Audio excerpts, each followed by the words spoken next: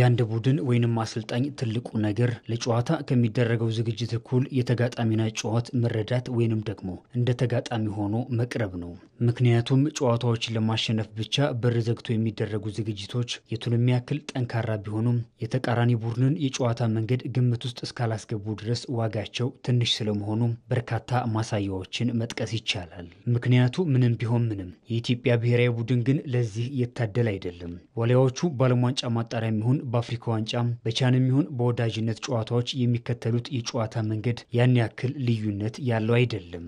ባለፉት ዓመታት ከጠንካራዎቹ ግብጽና ኮትዲቯር እግር ኳስ ደረጃቸው ዝቅተኛ እስከሆኑት ሴራሊዮንና ጅቡቲ ያደረጓቸው ጨዋታዎች በትልቁ የሚጠቀስ የታክቲክ ለውጥ የተደረገባቸው ወይንም ደግሞ ለተጋጣሚ ቡድን ምላሽ ለመስጠት በሚያስችል መልኩ የተጠኑ ናቸው ለማለት አያስደፍሩም።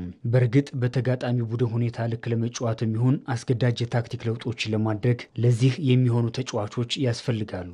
ከአካል ብቃት ጀምሮ የሚሰጡ ታክቲካል ጉዳዮችን በሁሉም ረገድ መተግበር የሚችሉ የተሟሉ ተጫዋቾች የሉም እንኳን ቢባል በዘመናዊ እግር ኳስ ተወዳዳሪ ሆኖ ለመገኘት ተለዋዋጭ ከዛ ከፍ ሲል ደግሞ ተራማጅ ሆኖ መገኘትን ይጠይቃል። በዓለም ዋንጫ ማጣሪያ ዋሊያዎቹ ከግብጽ ጋር ባደረጉት የምድቡ 5ኛ ጨዋታ የተመለከትነው አንደኛው ነገር ቢኖር ይሄኛው ነው።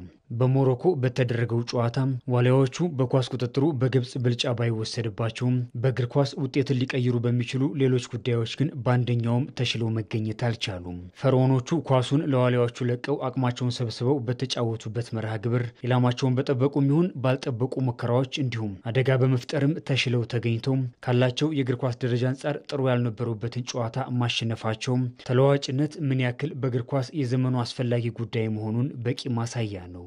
የኢትዮጵያ ብሔራዊ ቡድን በ2026 የዓለም ዋንጫ ለመሳተፍ እያደረገ በሚገኘው ፈታኝ ጉዞም ዛሬ ሌሊት 6 ሰዓት ላይ ከጎረቤት ሀገር ጅቡቲ ይገናኛል።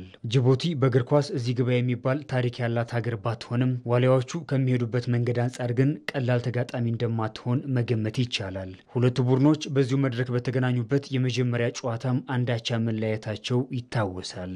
በእርግጥ ዋሊያዎቹ በ2026 ትልቁ መድረክ የመሳተፍ እድላቸው ከመርፌ ቀዳዳ እጅግ የጠበበ ነው። ቢሆንም ግን የመጀመሪያ 3 ነጥባቸውን ለማሳካት በዚያው በሞሮኮ ቢን መሐመድ ኤል አብዲ ስቴዲየም በሚያደርጉ ጨዋታ ቢያንስ በስነ ልቦና ተሽለው መገኘት የግድ ይላቸዋል።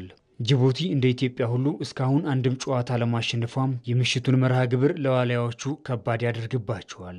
በታሪካቸው ለዓለም ዋንጫ አልፈው የሚያውቁት ሁለቱ ሀገራት አስከፊ አጀማመራቸውን ለመቀየር የሚፋለሙበት እንደሚሆንም ይጠበቃል። ምስራቅ አፍሪካውያኑ ከአሁን በፊት 17 ጊዜ ሲገናኙም ጅቡቲ አንድም ጊዜ ማሸነፍ አልቻለችም። ኢትዮጵያ ግን 15ቱን በማሸነፍ ፍጹም የበላይነት አላት።